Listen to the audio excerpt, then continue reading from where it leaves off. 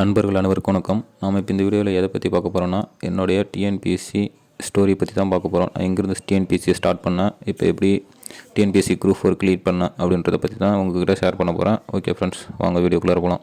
பார்த்தீங்கன்னா என்னுடைய ஸ்கூல் பார்த்தீங்கன்னா கவர்மெண்ட் ஸ்கூலில் தான் ஸ்டார்ட் பண்ணேன். 1ஆவதுலேருந்து 12th வரைக்குமே கவர்மெண்ட் ஸ்கூல் தான். காலேஜும் கவர்மெண்ட் ஆர்ட்ஸ் காலேஜில் தான் படித்தேன்.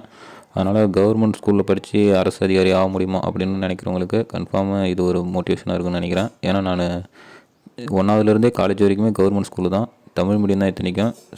காலேஜ் மட்டும் இங்கிலீஷ் மீடியம். ஆனால் எக்ஸாம் பார்த்தீங்கன்னா தமிழ் மீடியம் தான். கவர்மெண்ட் காலேஜில் தமிழ் மீடியம் எழுதிக்கிறேன், இங்கிலீஷ் மீடியம் எடுத்துகிட்டு தமிழ் மீடியத்துலையும் எழுதிக்கிறேன், இங்கிலீஷ் மீடியத்துலையும் எழுதிக்கிறோம்.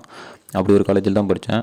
பார்த்தீங்கன்னா காலேஜ் பேர் பார்த்தீங்கன்னா ஆத்தூர் கவர்மெண்ட் ஆர்ட்ஸ் காலேஜில் தான் படித்தேன். ஃப்ரெண்ட்ஸ், இப்போ ஏன் நான் காலேஜ் பேர் சொன்னோன்னு பார்த்தீங்கன்னா, நான் இதுக்கு முன்னாடி யாராவது என்ன காலேஜில் படிச்சேன்னு சொல்லி கேட்டிங்கன்னா நான் சொல்கிறதுக்கு கூச்சப்படுவேன். ஏன்னா கவர்மெண்ட் காலேஜில் படித்தவங்க சொன்னால் ஏதாவது நினைப்பாங்களோன்னு சொல்லிட்டு. ஆனால் பார்த்தீங்கன்னா இப்போ ஒரு விஓ ஆகிருக்கும், அரசு அதிகாரி ஆகிருக்கும், அங்கேருந்து படித்தும் இங்கே வர முடியும் அப்படின்றதுக்காக மட்டும்தான் இப்போ நான் சொல்கிறேன்.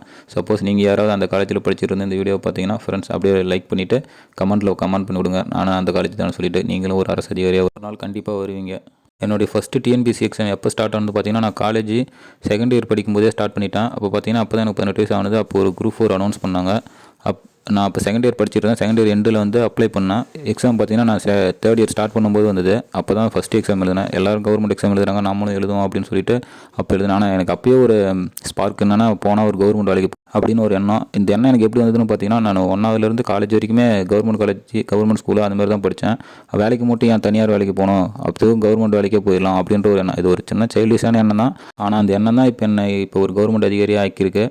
இதை நீங்கள் நம்புறீங்களா இல்லையான்னு தெரியல. நான் நிச்சயமாக பார்த்தீங்கன்னா 50க்கும் மேற்பட்ட தேர்வுகள் இது வரைக்கும் எழுதியிருக்கேன். TNPSC, PC exam, SI exam, அப்புறம் பார்த்தீங்கன்னா சென்ட்ரல் கவர்மெண்ட் எக்ஸாமு, நேவி கூட எழுதியிருக்கேன். அப்புறம் ஜூனியர் ரெசிடெண்ட்டு இதுக்கு எழுதியிருக்கேன். இஸ்ரோ ஜூனியர் ரெசிடெண்ட் எழுதியிருக்கேன்.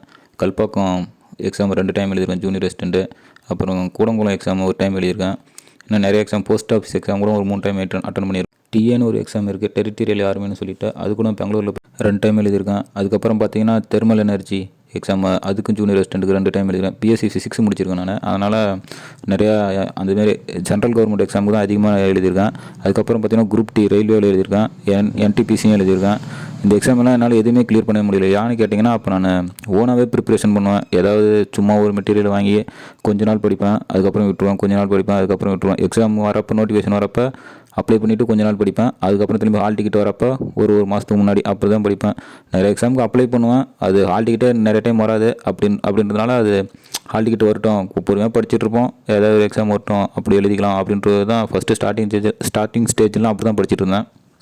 ஒரு என்ன படிக்கணும், ஏது படிக்கணும் அப்படின்னே தெரியாமலே படிச்சுட்டே இருந்தது காலகட்டம். அதெல்லாம் பார்த்தீங்கன்னா 2013 2012 அப்போ காலேஜ் படிக்கும்போது சும்மா எழுதுனா ஒரு எக்ஸாமு, மற்ற எக்ஸாம்லாம் ஓரளவுக்கு படிப்பேன். எந்த மெட்டீரியல் படிக்கணும், எது படிக்கணும்னே தெரியாது. எதையாவது ஒன்று எடுத்து படிச்சுட்டு இருப்பேன். சரி, இந்த எக்ஸாமா, இது ரிலேட்டடாக தான் கேட்பாங்க. இப்போ தெர்மல் எனர்ஜி எக்ஸாம் எழுத போகிறோமா, சரி ஓகே, அப்படின்னா அது வெப்பவில் இருக்கிற கொஸ்டின் தான் கேட்பாங்க அப்படின்னு சொல்லிட்டு நானே கொடுத்து படிக்கிறது தான். யாரு கூடயும் அதிகமாக பெருசாக அட்டாச்சாக இல்லாதனால யார்கிட்டையும் டிஸ்கஷன் பண்ண மாட்டேன். அப்படியே படிக்க போகிறாங்க, டிஸ்கரேஜ் பண்ணுவாங்க. எங்கடா அந்த வேலையெல்லாம் உங்களுக்கு கிடைக்காது, அதெல்லாம் அப்படி போட்டுருவாங்க, இப்படி போட்டுருவாங்க, அதெல்லாம் நம்மளுக்கு கிடைக்கிறது கஷ்டம், தேர்வு சும்மா கண் துடைப்புக்கு தான் வைக்கிறாங்க அப்படின்னு சொல்லுவாங்க. அதேமாரி நானும் ஒரு 2-3 எக்ஸ்பீரியன்ஸும் பண்ணியிருக்கேன். ஒரு எக்ஸாம் இன்டர்வியூ வரைக்கும் போயிருக்கேன். அதில் எங்கள் கல்பாக்கம் ஜூனியர் ரெசிடெண்ட் வந்து இன்டர்வியூ வரைக்கும் போயிருக்கேன். ஆனால் திரும்பி ரிசல்ட் எப்போ வந்ததுனே தெரில, எப்போ யார் போட்டாங்கன்னு தெரில. ஆனால் அதுக்கப்புறம் ஒருத்தர்கிட்ட கேட்டால் அதெல்லாம் போட்டாங்க அப்படின்னு சொல்லி, அது எப்படி போட்டாங்கன்னு கூட தெரில. அந்தமாரி சில எக்ஸாம் நடந்துட்டு தான் இருந்தது. ஆனால் நான் வந்து எல்லா எக்ஸாமும் எழுதிட்டே இருப்பேன். அப்பப்போ சரி இந்தமாரி கொஞ்சம் கான்ஃபிடென்ட் குறையிற போது அப்போ எக்ஸாம் எழுத மாட்டேன், அப்போ திரும்பி எழுதுவேன். இது பார்த்திங்கன்னா டிஎன்பிஎஸ்சி அப்ளை பண்ண அப்ளிகேஷன் ஹிஸ்ட்ரி. இதில் பார்த்திங்கன்னா நான் ஃபஸ்ட்டு எப்போ குரூப் 4 எழுதியிருக்கேன் அப்படின்னு சொல்லிட்டு பார்க்கலாம். 2013 9வது நோட்டிஃபிகேஷன் இருக்கும் பாருங்கள். இதான் நான் 2012 காலேஜ் படிக்கும்போது எழுதின ஃபஸ்ட்டு குரூப் 4. அதுக்கப்புறம் நிறைய எக்ஸாம் எழுதியிருக்கேன். மொத்தமாக டோட்டலாக பார்த்தீங்கன்னா ஒரு 17 டிஎன்பிஎஸ்சி எக்ஸாமே 17 எழுதியிருப்பேன். அதெல்லாமே கிளியர் பண்ண முடியல. ஆனால் அதெல்லாமே ஓன் ப்ரிப்ரேஷன் தான். கரெக்டாக 2019க்கு முன்னாடி வரைக்குமே நான் ஓனாக தான் எல்லாமே ப்ரிப்ரேஷன் பண்ணுவேன். என்ன படிக்கணும்னு கூட எனக்கு தெரியாது டிஎன்பிஎஸ்சியில் சொல்லிவிட்டு. அதையே சும்மா ஸ்கூல் புக் எடுத்துகிட்டு நான் மட்டும் படிச்சுட்ருப்பேன். எல்லாத்தையும் உட்காந்து படிச்சுட்ருப்பேன். டிஎன்பிஎஸ்சிக்கு சிலபஸ்னு ஒன்று இருக்குதுன்றதே தெரியாத அளவுக்கு படிச்சுட்டு இருந்தேன்னா பார்த்துங்க. அப்போ எந்த அளவுக்கு வெறித்தனமாக படிச்சிருக்கிறேன்னு. எல்லா எக்ஸாமுக்கும் உட்காந்து படிச்சு தானே தவிர அதுக்கு என்ன படிக்கணும், ஏது படிக்கணுன்ட்டு ஒரு அனலைசிஸ் பண்ணாமலே எல்லா எக்ஸாமுக்கும் ஒரு 2-3 டைம் ரிப்பீட்டடாக எழுதியிருக்கேன். அந்த ஃபஸ்ட் டைம் எழுதும் பாருங்கள், ஃபஸ்ட் டைம் எழுதிட்டு திரும்பி செகண்ட் டைம் அதே எக்ஸாம் எழுதும்போது அந்த பேட்டர்ன் அப்படியே பிடிச்சிக்கும், அவ்வளோதான். அதுலேயும் எது சிலபஸ் அப்படிலாம் சொல்லி தான் பார்க்க மாட்டேன். இந்த பேட்டர்னில் கேட்பாங்க, இதேமாரி தான் கேட்பாங்க, அதை வச்சு நம்ம படிச்சுக்கோம் அப்படின்னு சொல்லி தான் எழுதியிருக்கேன். நீ எல்லா எக்ஸாம்லையும் தோத்துட்டே இருந்தாலும் மறுபடியும் இதுக்கே வரது ஒரே ஒரு காரணம் என்னென்னு பார்த்தீங்கன்னா, 2013 நான் காலேஜ் முடித்தோடனே ஒரு குரூப் டி எழுதினேன் ரயில்வேக்கு. அதில் பார்த்தீங்கன்னா நான் சும்மா தான் போய் எழுதினேன், பெருசாக ஒன்றும் படிக்கல. லாஸ்ட்டாக ஒரு கால் டிக்கெட் வந்ததுக்கப்புறம் ஒரு வாரம் மட்டும் ஒரு புக்கு வாங்கி லைட்டாக ப்ரிப்பேர் பண்ணேன். ஏன்னா அப்போ காம்படிஷன் ரொம்ப கம்மி. மேக்ஸ் பார்த்தீங்கன்னா எனக்கு கொஞ்சம் ரொம்ப பிடிச்ச சப்ஜெக்ட். அதில் பார்த்தீங்கன்னா குரூப் 2ல மேக்ஸ் தான் கொஞ்சம் கேட்டிருந்தாங்க. அதுக்கப்புறம் கொஞ்சம் ஜிகே வந்து பார்த்தீங்கன்னா நான் ஸ்கூல் 6th 7th படிக்கும்போதே நியூஸ் பேப்பர் படிக்க ஆரம்பிச்சிட்டேன். இது சொன்னால் நம்பிங்களா என்னன்னு கூட தெரியல, நான் அப்பயே படிக்க ஆரம்பிச்சிட்டேன். ஏன்னு பார்த்தீங்கன்னா அப்போ தான் சினிமா நியூஸில் அடிக்கடி தினத்தந்தி தான் வந்துருக்கேன். சினிமாவை தான் அதிகமாக பெரிய போஸ்டர் போட்டு அதில் விட்டுட்டே இருப்பானுங்க. அதை பார்க்க ஆரம்பித்து அப்படியே கொஞ்சம் நியூஸும் படிக்க ஆரம்பிச்சிட்டேன். அப்போலேருந்தே நியூஸ் பேப்பர்லாம் படிக்க ஆரம்பிச்சிட்டேன். அதனால் கொஞ்சம் ஜிகேவும் கொஞ்சம் ஓரளவுக்கு தெரிஞ்ச அளவுக்கு தான் இருந்தது பார்த்தீங்களா. அதனால் பார்த்தீங்கன்னா அந்த 2013 நடந்த குரூப் டியை நான் சும்மா யதார்த்தமாக எழுதியே ஓரளவுக்கு கிளியர் பண்ணிட்டேன். அடுத்து பார்த்தீங்கன்னா ஃபிசிக்கல் நடந்து, ஃபிசிக்கல் பார்த்தீங்கன்னா நான் அந்தளவுக்கு பாடி பில்டர் அந்த அளவுக்குலாம் கிடையாது. ஸ்கூல் படிக்கும்போதே ஒரு நோஞ்சான அளவுக்கு தான் இருந்திருப்பேன். அதுக்கு முன்னாடி அந்த காம்படிஷன்லையுமே நான் காலேஜ் எதுலேயுமே நான் பார்ட்டிசிபேட் பண்ணதே இல்லை. ஸ்போர்ட்ஸ்னாலே அவ்வளோவா விலைக்கு தான் இருப்பேன். அது பார்த்தீங்கன்னா ஃபஸ்ட் டைம் ரன்னிங்கு. ஆனாலும் சரி, இது அரசு அதிகாரியாக இருக்கிற வாய்ப்பு அப்படின்னு சொல்லிட்டு நானே கொஞ்சம் ப்ராக்டிஸ் பண்ணி பார்த்தேன். இதுக்குன்னு யாருக்குன்னு தனியாக ட்ரைனிங்லேயே யார்ட்டையும் போல, இதுக்கு கூட ஃபிசிக்கலுக்கு கூட நானே ரன்னிங் தானே அப்படின்னு சொல்லிட்டு நானே காலையில் எழுந்திரிச்சு ஓட ஆரம்பிச்சு அது அவ்வளோவா வரவே இல்லை. ஏன்னா பார்த்தீங்கன்னா இப்போ எனக்கு ஒரு மோட்டிவேஷன் சாங் என்னென்னு பார்த்தீங்கன்னா எதிர்த்து நில் சாங் ஒன்று இருக்கும். அப்போ தான் அந்த டைமில் அந்த படம் ரிலீஸ் ஆகுது. இது பிரியாணி படத்தில் இருந்தேன். அந்த சாங் வச்சுட்டு கரெக்டாக அதுக்கு 4 நிமிஷம் டைமிங் இருக்குன்னு நினைக்கிறேன். அந்த பாட்டும் அதே டைமிங் தான் இருக்கும். அது கொடுத்த டைமிங் அதே மாதிரி தான், 1 கிலோமீட்டர் கொடுத்துருந்தாங்க. நான் அதை வச்சு தான் ஓடி நானே ட்ரைனிங் எடுத்து பார்த்தேன். ஆனாலும் பார்த்தீங்கன்னா என்னால் ஓட முடியுமான்றது கடைசி வரைக்கும் சந்தேகமாக தான் இருந்து.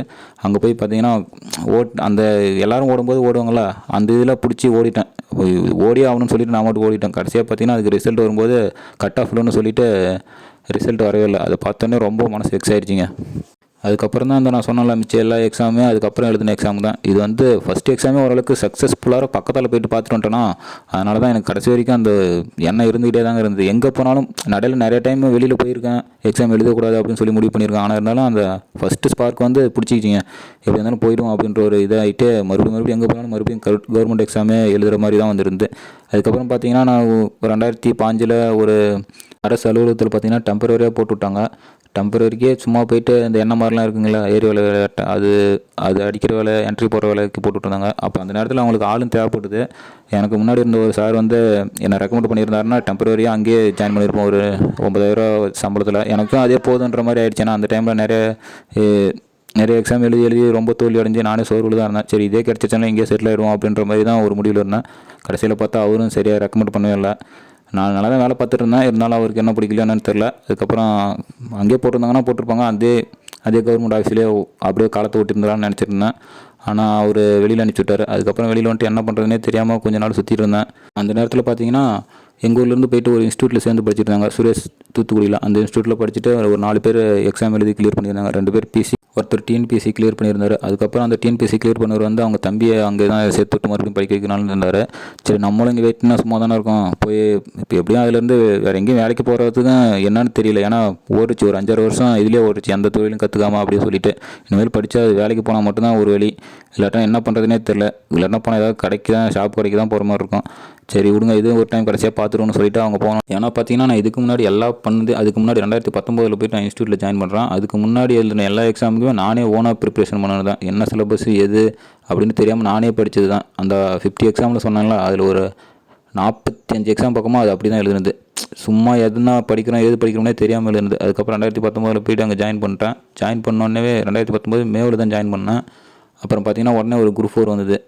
அதில் பார்த்தீங்கன்னா ஒரு ஷார்ட் பீரியட் தான் இருந்து. அவங்க கிளாஸ் நடத்தும் போது தான் தெரிஞ்சது எப்படி படிக்கணும், என்ன படிக்கணும் அப்படின்ற ஒரு நல்ல ஐடியாவே கிடச்சி. அப்புறம் அதே தான் ஃபாலோ பண்ண நான் என்னோடய ஓன் ப்ரிப்பரேஷன்லாம் நிறுத்திட்டு அவங்க என்ன சொல்கிறாங்களோ அதை மட்டும் ஃபோக்கஸ் பண்ணி அப்படியே படிக்க ஆரம்பிச்சிட்டேன். அதுக்கப்புறம் என்னுடைய அந்த 5 வருஷம் வேஸ்ட் பண்ண பார்த்துங்க. அது எதுக்கு யூஸ் ஆகுதுன்னு பார்த்தீங்கன்னா ஒரு எக்ஸ்பீரியன்ஸுக்காக மட்டும் யூஸ் ஆகுது. எதை ஹேண்டில் பண்ணோம், கொஸ்டின் எப்படி ஹேண்டில் பண்ணோம் அப்படின்னு சொல்லிட்டு ஒரு எக்ஸ்பீரியன்ஸுக்கோசரம் மட்டும் தான் அது யூஸ் ஆகுது. ரொம்ப யூஸ்ஃபுல்லாக தான் இருந்தது. அது கூட ஏன்னா நிறைய எக்ஸாம் எழுதிருக்குங்களேங்க. அதனால் அது பார்த்தீங்கன்னா 2019 செப்டம்பர் 1 ஒரு குரூப் 4 எக்ஸாம் எழுதுனா அதில் கிளியர் ஆகிடும் அப்படின்னு தான் நினச்சிட்டு இருந்தால். பார்த்தீங்கன்னா அது என்னால் இது பண்ண முடியல, டைம் மேனேஜ் பண்ண முடியல. எல்லா கொஸ்டினும் நல்லா தெரிஞ்சிருந்தது. மேக்ஸுக்கும் அவ்வளோவா டைம் கொஞ்சம் ஷார்ட் பீரியட் தான், ஒரு 4 மாதம் தான் இருந்தது பார்த்தீங்களா. அதனால் அந்த 4 மாதத்துலேயும் கூட நான் இதுக்கே டிஎன்பிஎஸ்சிக்கே படிக்காமல் அதில் ஒரு 2-3 டைம் பிசிக்கு படிக்கணும் அப்படின்னு சொல்லிட்டு கொஞ்சம் டைம் வேஸ்ட் பண்ணிட்டேன். இல்லாட்டினா பார்த்தீங்கன்னா அதிலே கூட ஓரளவுக்கு கிளியர் பண்ணியிருக்க முடியும். அதில் பார்த்தீங்கன்னா 156 கொஸ்டின்ஸே போட்டிருந்தேன். அதுலேயும் டைம் மேனேஜ்மெண்ட் என்னால் சரியாக பண்ண முடியல. அதனால் பார்த்தீங்கன்னா மேக்ஸ் கொஸ்டினே ஒரு 3 கொஸ்டின் பார்க்கும்போது தப்பு விட்டேன். அதுக்கப்புறம் கன்ஃபியூஷன்லேயே டைம் கரெக்டாக முடிக்க முடியும்னு சொல்லிட்டு கடைசியாக கொஸ்டின் நல்லா தெரிஞ்ச கொஸ்டினுக்கு ஆன்சர் கொஞ்சம் தப்பாக போட்டு வந்துட்டேன். அப்படி பார்த்தீங்கன்னா அதில் ஒரு 5-6 கொஸ்டின் சரியாக தெரிஞ்சதே தப்பாக போட்டு வந்துட்டேன். அது பார்த்தீங்கன்னா ஒரு 160 மேலே பண்ணியிருப்பேன். அப்போ இருந்தாலும் வேலை கிடச்சிருக்காது. ஏன்னா அப்போ கொஞ்சம் கொஸ்டின் ஈஸி, கட் ஆஃபும் கொஞ்சம் அதிகமாக தான் இருந்து, அப்பயும் அது கிடச்சிருக்காது. ஆனால் அது எனக்கு என்னென்னா டைம் மேனேஜ்மெண்ட் பண்ணுறதுக்கு அப்போ தான் எனக்கு ஒரு டைம் மேனேஜ் பண்ணணும் அப்படின்ற ஒரு ஐடியா வந்து அந்த எக்ஸாமில் நல்லா தெரிஞ்சுது. ஏன்னா அதுக்கு முன்னாடி பார்த்தீங்கன்னா எனக்கு நல்லாவே டைம் இருக்கும். ஏன்னா பார்த்தீங்கன்னா நான் இப்போ ஓன் ப்ரிப்ரேஷன் பண்ணும்போது நான் படித்த கொஸ்டின் ஒரு 200ல் ஒரு 100 அந்தமாரி கொஸ்டின் தான் தெரிஞ்ச கொஸ்டின் இருக்கும். மிச்சதெல்லாம் அப்படியே சேவ் பண்ணுற மாதிரி தான் இருக்கும். அதனால் இருக்கும்போது அந்த டைம் மேனேஜ்மெண்ட்ன்றது எனக்கு அவ்வளோ அதுக்கு முன்னாடி வரைக்கும் தெரியலன்னு வச்சுக்கோங்களேன். இப்போ எல்லாம் தெரிஞ்ச கொஸ்டினாக இருக்கும்போது டைம் மேனேஜ்மெண்ட் சரியாக பண்ண முடியல என்னால். அதனால தான் இந்த 2019 சரியாக பண்ண முடியல. அதுக்கப்புறம் சரி அடுத்து குரூப் 4 கண்டிப்பாக பண்ணிடலாம். 156 எடுத்தோடனே ஒரு கான்ஃபிடென்ட் இருந்து இன்னும் பார்த்தீங்கன்னா நான் தெரிஞ்ச கொஸ்டின் தப்பு விட்டது பார்த்தீங்கன்னா அது ஒரு 6 கொஸ்டின் 160 பக்கமாக வந்ததாங்காட்டியும் சரி ஓகே இன்னும் பக்கத்தால் வந்துட்டோம் எப்படியும் கிளியர் பண்ணிடும் அப்படின்னு சொல்லிட்டு இருந்தோம். அப்போ அந்த டைம் பார்த்தீங்கன்னா கொரோனா காலகட்டமாக ஆகிடுச்சு. அதுக்கப்புறம் கொரோனாவில் ஒரு 2 வருஷத்தில் புக்கு சரியாக எடுக்க முடியல. ஏன்னா அங்கே இருந்துட்டு இங்கே வந்துட்டேன் வீட்டுக்கு. தூத்துக்குடியில் இருந்துட்டு இன்ஸ்டியூட்லேருந்து முன்னே படிச்சிருந்தோம். அதுக்கப்புறம் வீட்டுக்கு வந்துட்டு சரியாக படிக்க முடியல. ஏன்னா வீட்டில் இருக்கிற நிலைமைக்கு அது கொஞ்சம் கஷ்டம். அதுக்கப்புறம் திரும்பி மறுபடியும் எப்போ எக்ஸாம் வரும் அப்படின்னு சொல்லிட்டு காத்துட்டு இருந்தேன். அதுக்கப்புறம் திரும்பி போகணுமா வேணாமா அப்படின்னு சொல்லிட்டு 2 வருஷம் ஆச்சு மறுபடியும் போகணுமா வேணாமான்ற மாதிரி ஐடியா வேறு வந்துருச்சு.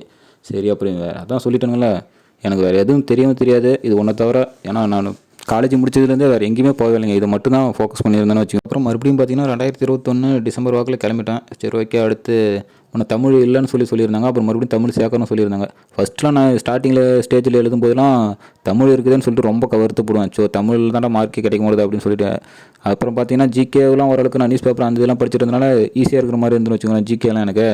ஆனால் இப்போ பார்த்தீங்கன்னா அதுக்கப்புறம் தமிழ் எடுத்துட்டாங்க சொல்லிட்டு நடுவில் சொல்லியிருந்தாங்க. அதுக்கப்புறம் மறுபடியும் தமிழ் சேர்க்கணும்னு சொல்லிட்டு 2021 விட்டுருந்தாங்க. அதுக்கப்புறம் தமிழ் சேர்க்கணும்னு சொன்னதுக்கப்புறம் தான் நான் மறுபடியும் எழுதி ஆகணும் அப்படின்னு சொல்லிட்டு மறுபடியும் இன்ஸ்டியூட்டுக்கே போயிட்டேன் தூத்துக்குடிக்கு. 2021 டிசம்பரில் போனேன். அதுக்கப்புறம் எக்ஸாமுக்கு படிச்சுட்டே இருந்தேன். அப்புறம் டெஸ்ட்டு போட்டே இருந்தாங்க. ஏன்னா இந்த டெஸ்ட்டு நான் விடாம அட்டன் பண்ணிகிட்டே இருந்தேன்னு வச்சுக்கோங்களேன். ஏன்னா இப்போ எனக்கு டைம் மேனேஜ்மெண்ட் தான் ரொம்ப முக்கியமாக இருந்து.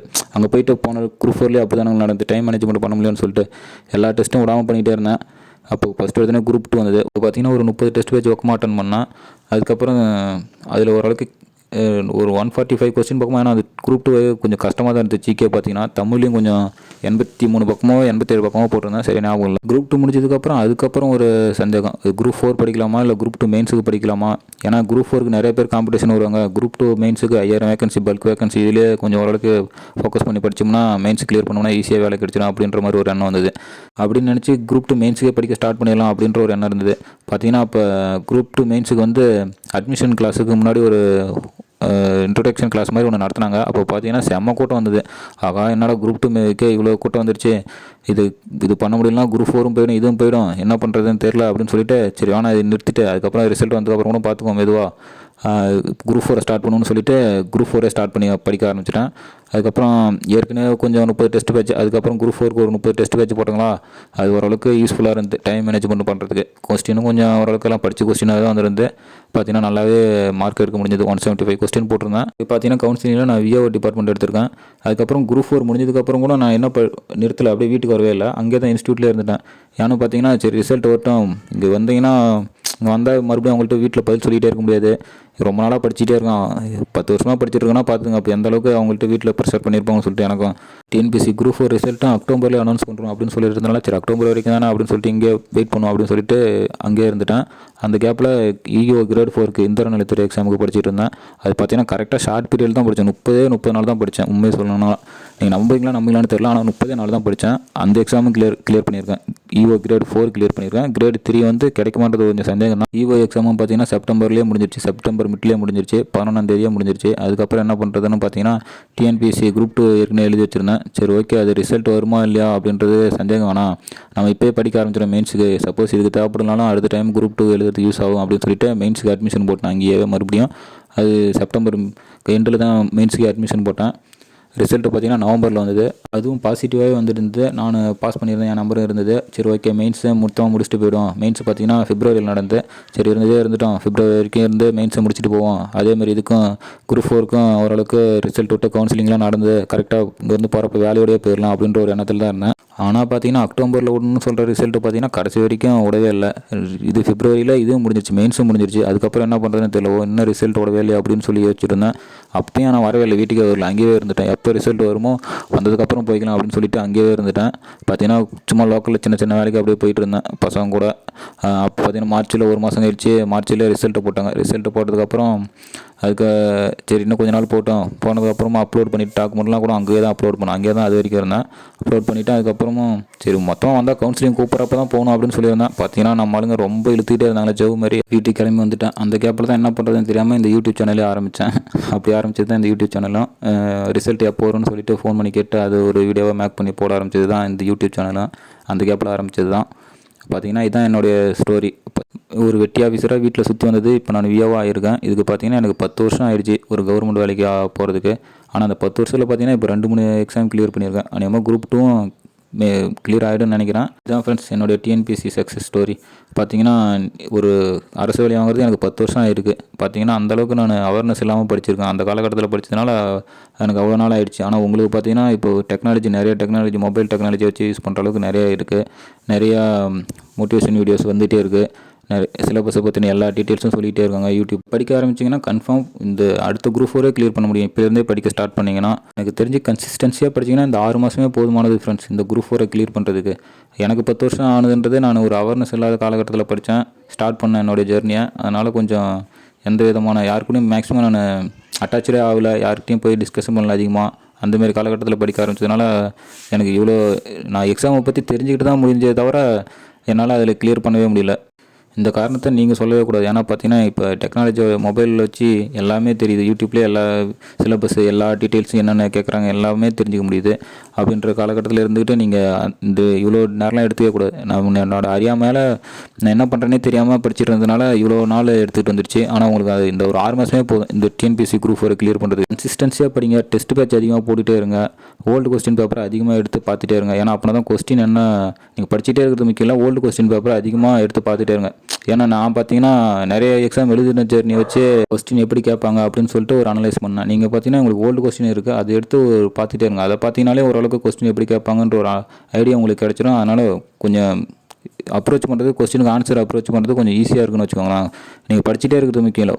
ஓல்டு கொஸ்டின்ஸை கொஞ்சம் எடுத்து பார்த்துட்டே இருங்க. தமிழுக்கு முக்கியமாக ஓல்டு கொஸ்டின் எடுத்து பாருங்கள். ஏன்னா கேட்ட கொஸ்டினே மறுபடியும் கேட்கறது கூட வாய்ப்பு இருக்குது. ஓகே ஃப்ரெண்ட்ஸ், அவ்வளோதான் இந்த வீடியோ. வேறு ஏதாவது நான் சொல்ல மறந்துட்டேன் என்னன்னு தெரில. இப்போ இதிலே ஸ்டக்காகி சொன்னதில் கொஞ்சம் தான் ஓரளவுக்கு தான் என்னால் சொல்ல முடிஞ்சதுன்னு நினைக்கிறேன். ஓகே ஃப்ரெண்ட்ஸ், இந்த வீடியோ உங்களுக்கு பிடிக்கும்னு நினைக்கிறேன். இந்த வீடியோ பிடிச்சிருந்தா லைக் பண்ணுங்கள். நம்ம சேனலில் டிஎன்பிஎஸ்சி சேனலை சப்ஸ்கிரைப் பண்ணி வச்சுக்கோங்க. வேறு ஏதாவது டவுட்ஸ் இருந்தால் கமெண்ட் பண்ணுங்கள். ஒன்று சொல்ல மறந்துட்டேன், நான் ஃபினான்ஷியலாக ரிச்செலாம் கிடையாதுங்க. நான் லோயர் மிடில் கிளாஸ் தான். அதனால தான் ஃபஸ்ட்டு நான் இன்ஸ்டியூட் ப்ரிஃபர் பண்ணதுக்கு நான் ஓன் ப்ரிப்ரேஷன் ஸ்டார்ட் பண்ணதுக்கு காரணமே அதான். இது இன்ஸ்டியூட் போகிறதுக்கு காரணம் கூட. அதுக்கப்புறம் நடுவில் கொஞ்ச நாள் வேலைக்கு போகணுன்னு சொன்னேன் பார்த்தீங்களா, அப்போ கொஞ்சம் அமௌண்ட்டு.